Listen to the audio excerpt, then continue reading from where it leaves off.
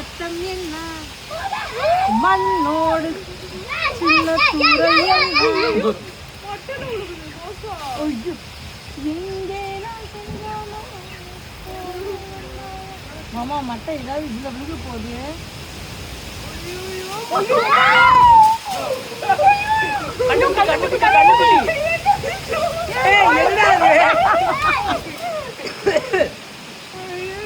பார்த்துதான் வருது.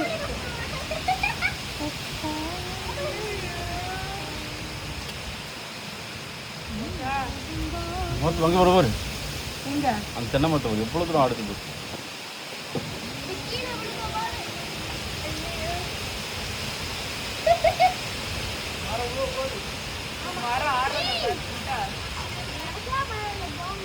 அப்படியே மரம்